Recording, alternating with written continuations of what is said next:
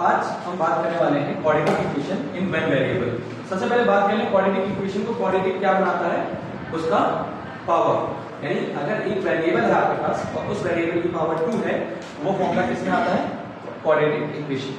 ठीक है, और क्वाड्रेटिक इक्वेशन का जो वन वेरिएबल का जो स्टैंडर्ड फॉर्मूला है वो फॉर्मूला है ax² plus bx plus c equals to 0.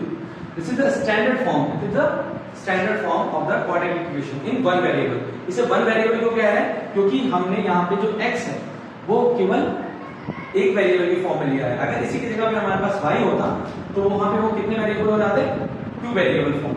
अभी तक हमारे पास क्या है? 1 वेरिएबल। और ये जो a, b और c है ये कांस्टेंट टर्म है। ये क्या है? कांस्टेंट टर्म है। और वेरिएबल क्या है? x। x एक ही है इसलिए इसे सिंगल वेरिएबल या वन वेरिएबल बोला गया है।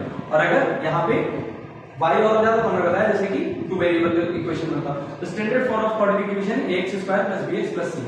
और इसमें x की पावर 2 होने की वजह से जो इसकी जो सॉल्यूशन निकलता है, सॉल्यूशन कितने होते हैं? वो भी 2 सॉल्यूशन निकलते हैं। कितने सॉल्यूशन निकलते हैं? 2 सॉल्यूशन निकलते हैं। अब जब क्वाड्रेटिक इक्वेशन सॉल्व करोगे तो x की कितनी वैल्यूज आएंगी? 2। उन 2 वैल्यू को सॉल्व करके उन्हें उनका हम रूट भी बोलते हैं। कई जगह पे जब आपका स्टैंडर्ड में है तो आप देखेंगे कि सॉल्यूशन को हम किस नाम से जानते हैं? रूट्स के नाम से जानते हैं। तो इट मींस इस इक्वेशन, इस क्वाड्रेटिक इक्वेशन का हम क्या निकाल सकते हैं? 2 सॉल्यूशन, और इस सॉल्यूशन को क्या कहते हैं? हम रूट्स के फॉर्म में लिखते हैं। ठीक है ना? अब इनको सॉल्यूशन, इसको सॉल्व करने का क्या तरीका होता है? 2 तरीके हो सकते हैं मेन। एक जो श्रीधराचार्य हम लोग यूज करते हैं, जो हमारा सबसे ओल्डेस्ट फॉर्म है जिसका हम यूज करते हैं, है ना? श्रीधराचार्य ऋषि हो गए, उन्होंने इस फॉर्मूले को दिया था। और एक है हम स्प्लिट द टर्म मेथड से। तो मोस्टली हम क्या यूज करते हैं? जो हमें कॉमन यूज करते हैं, स्प्लिट द टर्म यूज करते हैं। ठीक है, और बहुत ज्यादा टफ अगर इक्वेशन आती है उसके लिए हम क्या यूज कर सकते हैं? श्रीधराचार्य इक्वेशन। दोनों ही हम फॉर्मूला यहाँ स्प्लिट द टर्म वाला पार्ट अभी थोड़ी देर में सीखने वाले हैं। तो आई होप क्लियर है। क्वाड्रेटिक इक्वेशन इन वेरिएबल इस फॉर्म में होता है। अब हम इसके डिफरेंट फॉर्म देख लेते हैं किस किस तरह से आपको मिलता है। यहाँ पे इस क्वाड्रेटिक इक्वेशन की एक शर्त होती है। एक शर्त क्या है? ये जो a है ये कभी भी 0 के इक्वल नहीं हो सकता। ठीक है, ये a कभी भी 0 नहीं होना चाहिए। अगर ये 0 हुआ तो ये x² भी खत्म हो जाएगा, वो भी 0 हो जाएगा। इट मींस ये पार्ट बचेगा ही नहीं। तो सिर्फ क्या बचेगा? bx + c। और bx + c यानी ax + c जो इस तरह का फॉर्म था वो एक लीनियर इक्वेशन होता है, वो किसी भी तरह क्वाड्रेटिक इक्वेशन नहीं होता है। तो क्वाड्रेटिक इक्वेशन क्या होता है? जिसके साथ x² हो। अगर x² ही हट गया तो क्वाड्रेटिक इक्वेशन बचेगा ही नहीं। ठीक, तो इट मींस सबसे पहला पार्ट है क्वाड्रेटिक इक्वेशन की सबसे पहली शर्त क्या है कि a जो है यानी जो फर्स्ट नंबर है यानी x² के साथ लगा हुआ कांस्टेंट टर्म है वो 0 नहीं हो सकता। इसका होना जरूरी है। c हो या ना हो चलेगा, bx हो या ना हो चलेगा, लेकिन ax² का होना जरूरी है। जैसे हम कुछ एग्जांपल देख लेते हैं। जैसे हमारे पास है 3x² + 4।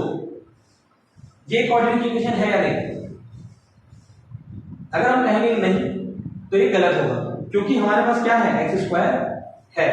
इट मींस अगर ये bx का फॉर्म ना भी हो तो ax² + c तो है। इट मींस ये क्वाड्रेटिक इक्वेशन होगा।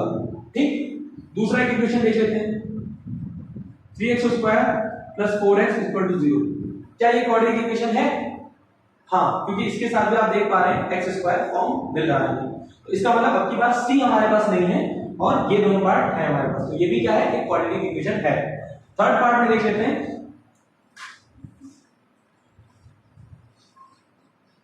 अब बताइए ये जो तीसरा टर्म है क्या ये क्वाड्रेटिक इक्वेशन है? नहीं है। क्यों? क्योंकि हमने अभी बताया कि जब तक ax² का फॉर्म नहीं होगा वो क्वाड्रेटिक इक्वेशन नहीं कह रहा है। क्या यहाँ पे x² है? नहीं है। तो ये क्वाड्रेटिक इक्वेशन नहीं है। ठीक है, दैट्स इट। तो आपको समझ आया कि क्वाड्रेटिक इक्वेशन कौन सा है और कौन सा नहीं है। अब मैंने क्या बताया कि इस इक्वेशन को सॉल्व करने पे x की कितनी वैल्यूज आएंगी? 2। तो 2 वैल्यूज आने की वजह से इस इक्वेशन के 2 रूट्स मिलते हैं। ठीक, तो अब इसमें आगे बढ़ते हैं हम लोग सॉल्यूशन या रूट्स के बारे में, कैसे इनके सॉल्यूशन निकालते हैं और इनका यूज कहां पे मिलता है। ठीक है, अब ये जो क्वाड्रेटिक इक्वेशन होती है उसको सॉल्यूशन, उसको सॉल्व करने का एक तरीका देखते हैं। तो एक हमारे पास एक सॉल्यूशन है, एक इक्वेशन देख लेते हैं। कोई एक इक्वेशन है हमारे पास 8x² - 26x + 15 ठीक इक्वल्स टू 0। एक चीज जो इसमें बताना रह गया था कि हम इस इक्वेशन को सॉल्व करके इसकी वैल्यूज किसके बराबर बोलते हैं, जीरोस के। तो सॉल्यूशन को हम इसका जीरोस भी बोलते हैं। हम इसको तीन नाम से जानते हैं, x के तीन सॉल्यूशन, यानी सॉल्यूशन कहते हैं उसको, है ना, जीरोस भी उसी को कहते हैं और रूट्स भी उन्हीं को कहते हैं। तो आप कभी इन तीनों नाम में कंफ्यूज मत होइएगा। आपसे पूछा गया क्वाड्रेटिक इक्वेशन का सॉल्यूशन बताइए, तो आप x की दो वैल्यू निकालेंगे, जीरोस बताइए तो भी आप x की दो वैल्यूज होंगे, और रूट्स होंगे वो भी x की दो वैल्यूज ही होंगी। ठीक है, अब बात करें इस इक्वेशन को सॉल्व करने की। तो हमने जैसा कि बताया तो सॉल्यूशन करने का दो मेथड है। पहला मेथड स्प्लिट द टर्म और दूसरा मेथड है आपके पास थ्री द्वारा चार। एक और मेथड यूज किया जाता है जिसे हम फैक्टराइजेशन मेथड भी बोलते हैं, है ना। फैक्टराइजेशन मेथड के लिए हम थर्ड मेथड को बहुत लेटरली यूज करते हैं, जो कि आसान है। वो मेथड ज्यादा आसान है, पर जो बेसिक 10th तक का हमारा रूल है, 10th तक हम इसको इसी तरीके से सॉल्व करते हैं। ठीक है, तो स्प्लिट द टर्म मेथड का कुछ रूल्स है, उसको समझ लेते हैं। स्प्लिट द टर्म मेथड में हम क्या करते हैं कि x स्क्वायर के साथ लगे हुए कांस्टेंट टर्म को c से मल्टीप्लाई करते हैं। ठीक है, तो 8 को 15 से मल्टीप्लाई करेंगे, 15 8 आपका जो नंबर मिलेगा वो मिलता है 120। अब इस 120 के टर्म में आपको ऐसे दो नंबर्स का अपने नंबर्स लाने हैं जिनको मल्टीप्लाई करने पे तो 120 आता हो, लेकिन ऐड और सब्ट्रैक्ट करते हुए 26 आपको मिलना है। तो ऐसे कौन से दो नंबर हैं जिनको मल्टीप्लाई करने पे तो 120 है, पर ऐड और सब्ट्रैक्ट करने पे क्या मिले आपको 26। आपके पास ऐसा कोई नंबर है तो एक बार गेस करेंगे। अगर ये नंबर आपको मिल जाता है तो बहुत आसान है, अगर नहीं मिल रहा है तो हम समझा देते हैं कि 20 मल्टीप्लाई 6। इट मींस अगर 120 को हम ब्रेक करें तो 120 को दो नंबर से ब्रेक किया जा सकता है, 20 मल्टीप्लाई 6, और 20 में 6 ऐड करने पे हमें मिलता है 26। इट मींस ये मिडिल नंबर। ठीक, तो हमने क्या बताया, फर्स्ट ऑफ ऑल जो x स्क्वायर के साथ जो आपके पास कांस्टेंट टर्म है उस नंबर को c से मल्टीप्लाई करिए, एक नंबर मिलेगा। उस नंबर को दो ऐसे नंबर्स में, दो ऐसे पार्ट्स में ब्रेक करना है जिन नंबर्स को मल्टीप्लाई करने पे तो वो नंबर आता हो, लेकिन ऐड या सब्ट्रैक्ट करते हुए हमको ये मिडिल वाला नंबर मिलता हो। ठीक, तो हमने क्या देखा कि 20 और 6 को मल्टीप्लाई करने पे 120 मिल रहा है, और 20 और 6 को ऐड करने पे हमें 26 भी मिल रहा है। ठीक, तो हम इसको ब्रेक करने के बाद इस नंबर को इन दो फॉर्म्स में लिख लेते हैं। किन दो फॉर्म में, 20 एंड 6 के फॉर्म में लिख लेते हैं। कैसे लिखते हैं देखते हैं। हमारे पास है ये 8x स्क्वायर, वो ऐसे लिखा जाएगा, माइनस 26 को हम क्या लिख सकते हैं 20 प्लस 6, और क्योंकि x लगा है उनके साथ x एज इट इज लिखा जाएगा, plus 15 equals to 0। Okay, I hope समझ आया होगा। अब इस बाहर लगे x को इन दोनों नंबर से और इस माइनस को इन दोनों नंबर से मल्टीप्लाई किया जाएगा। ठीक, तो 8x square as it is रहेगा, माइनस 20 को मल्टीप्लाई करेंगे तो माइनस 20x, एंड माइनस 6 को मल्टीप्लाई करेंगे तो minus 6x plus 15 equals to 0। Now अब हम इसको पेयर फॉर्म में देखते हैं। ये दो पेयर फॉर्म मिलते हैं हमें। अब हमें लेना होगा कॉमन। कॉमन मींस हमको वो नंबर जो इन दोनों ही पार्ट्स में आते हो, जैसे कि इसमें x स्क्वायर है और उसमें x है, दोनों में x हमें कॉमन मिल रहा है। आई होप इसमें जो कॉमन लेंगे वो x लेंगे। फिर सेकंड टर्म में इनके नंबर्स में क्या कॉमन लिया जा सकता है। आप देखें कि 4 की टेबल में 8 भी आता है और 4 की टेबल में 20 भी आता है। तो इट मींस हम जब कॉमन लेते हैं तो एक ऐसा नंबर कॉमन लेते हैं जिससे ये दोनों ही नंबर डिवाइड हो या डिविजिबल हो। तो कॉमन लेने के लिए हम वो नंबर लेना है तो हम 4 वो नंबर मानते हैं। तो 4 डिविजिबल है, 4 से 8 भी डिविजिबल है और 20 भी, और x दोनों में है। तो हमने क्या किया, 4x को कॉमन लिया। जब हमने 4x कॉमन लिया तो हम इसमें से भी कॉमन लेंगे और इसमें से भी कॉमन लेंगे। इसमें से 4x कॉमन लेंगे तो 4x कॉमन लेने पर यहां पे क्या बचेगा, यहां बचेगा 2x, क्योंकि 4x अगर इससे डिवाइड किया जाए तो 4 2 8 एंड x से x कट हो जाएगा तो x बचेगा। ठीक, यहां से कब कॉमन लेंगे 4x, तो 4 5 20। ओके, क्योंकि x हम बाहर ले चुके हैं, सिर्फ 5 बचेगा। क्लियर। अब यहां पे कॉमन देखते हैं। अब यहां पे क्या कॉमन हो सकता है, क्योंकि 6 और 15 है, दोनों ही टेबल में 3 की टेबल में आते हैं। ठीक, तो हम यहां से 3 कॉमन ले सकते हैं, क्योंकि दोनों के पास x नहीं है इसलिए x कॉमन नहीं लेंगे। यहां पे सिर्फ 3 कॉमन लेंगे, वो भी कौन सा 3, माइनस का 3 कॉमन लेंगे। तो -3 कॉमन लेने पर यहां से क्या बचेगा 2x, और यहां पे -3 कॉमन लेने पर बचेगा -5। ओके, अब देखिए यहां आसान है, देखिए 2x - 5 2x - 5 दोनों में है, तो हम इन दोनों में से 2x - 5 कॉमन ले लेते हैं। 2x - 5 कॉमन लेते हैं तो जो बचेगा वहां यहां पे क्या बचा, इसमें देखा जाए तो 2x - 5 हटने के बाद सिर्फ 4x बच रहा है। तो हम 4x लिख लेते हैं, और यहाँ पे 2x माइनस 5 कॉमन लेने के बाद क्या बच रहा है -3। Is it equal? ठीक है।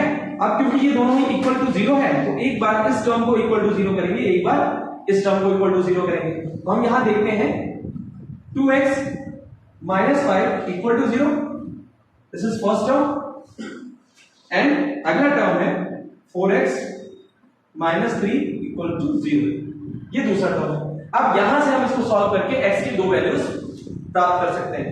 पहला, अगर यहां पे 2x माइनस 5 है तो माइनस 5 इक्वल की दूसरी तरफ जाएगा, तो जो फॉर्मूला बनेगा वो 2x इक्वल टू 5 का बनेगा, और यहां से x अगर यहां पे आपको फाइंड करना है तो इस 2 को इसके दूसरी तरफ ले जाना होगा, तो क्योंकि 2x के साथ मल्टीप्लाई में है वो दूसरी तरफ जाकर के डिवाइड हो जाएगा, तो x की जो वैल्यू आएगी वो 5 डिवाइडेड बाय 2, तो ये फर्स्ट वैल्यू x की आ गई। सेम इस तरह सेकंड वैल्यू देखेंगे तो -3 इक्वल के दूसरी तरफ ले जाएंगे, तो 4x equal to +3, and x की वैल्यू आपको निकालनी है तो 4 जो है 3 के डिवाइड में चला जाएगा, तो आंसर आएगा 3/4। तो x की आपने दो वैल्यूज फाइंड की। अब इसको दो वैल्यूज बोलिए, दो जीरोस बोलिए या दो रूट्स बोलिए, तो आपने x के क्या फाइंड किया? दो रूट्स। क्या? एक रूट आया x की वैल्यू में, वो आया 5/2, और दूसरे रूट आया वो आया 3/4। ठीक। आई होप इस इक्वेशन के बाद आपको समझ में आया होगा स्प्लिट द टर्म मेथड। ठीक है, स्प्लिट द टर्म मेथड में आपको ये चीजें क्लियर हुई। अब इसके आगे अगर बात करें कि इस इक्वेशन को अगर हम श्रीधराचार्य मेथड से यूज करना चाहें तो कैसे सॉल्व करेंगे, तो श्रीधराचार्य मेथड को एक बार सॉल्व कर लेते हैं।